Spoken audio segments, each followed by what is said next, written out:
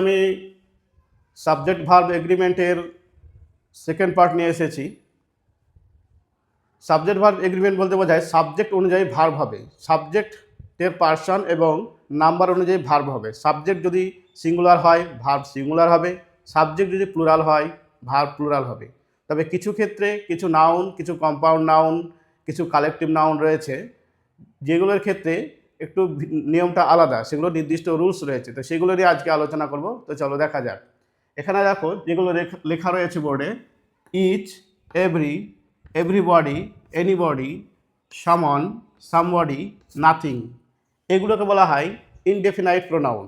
এই ইনডেফিনাইট প্রোনাউনের ক্ষেত্রে সবসময় ভার্ব সিঙ্গুলার হয়। ইচ আছে,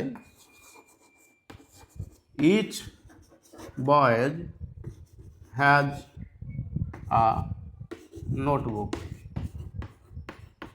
দেখো বয়েজ যদিও সিঙ্গুলার আছে কিন্তু তার আগে ইচ আছে, সেই জন্য কী হয়েছে, ভার্ব সিঙ্গুলার হয়েছে। সেরকম যদি বলি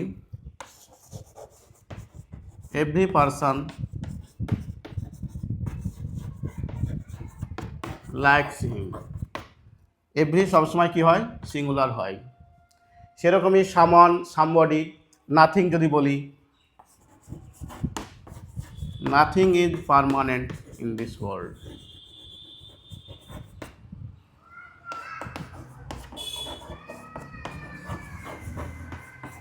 টিম, জুরি, family, crowd, audience, class, committee, staff, band, এগুলো হচ্ছে সবই কালেকটিভ নাউন।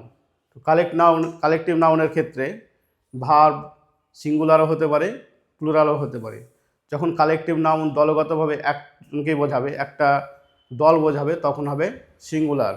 কিন্তু যদি কালেকটিভ নাউন আবার আলাদা আলাদাভাবে বোঝায় দলের মধ্যে ব্যক্তিবর্গকে, তখন কিন্তু সেখন প্লুরাল হয়। তো চলো দেখে নিই। যেমন টিম যদি বলি, the team is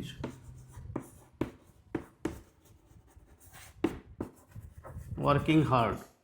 the team is working hard, এখানে টিম একটা কালেকটিভ নাউন হিসেবে ধরা হয়েছে, সেই জন্য কী হয়েছে, সিঙ্গুলার হয়েছে, ভার্ব সিঙ্গুলার হয়েছে। কিন্তু যদি বলা হয়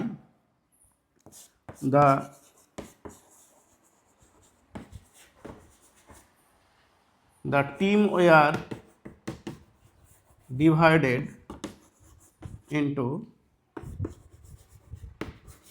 টু গ্রুপস। দেখো এখানে কি বলা হলো, the team were divided into two groups.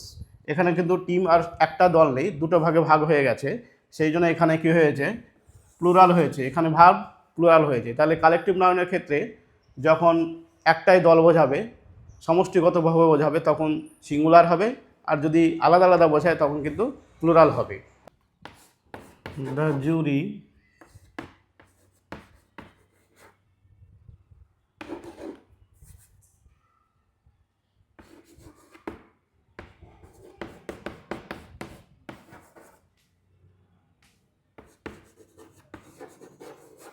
দেখো the jury is still on the case.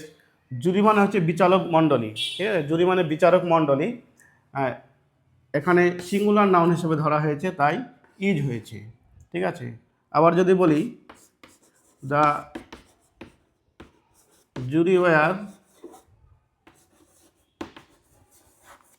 Divided on the opinion, তাহলে এখানে জুরি কিন্তু প্লুরাল হয়ে গেল। তাহলে আমরা কি জানলাম, যে কালেকটিভ নাউন কোনো সময় প্লুরাল হবে, আবার কোনো সময় সিঙ্গুলার হবে। সেটা সেন্টেন্সের গঠন অনুযায়ী, পরিস্থিতি অনুযায়ী কখনো সিঙ্গুলার ভাব নেবে, কখনো প্লুরাল ভাব নেবে।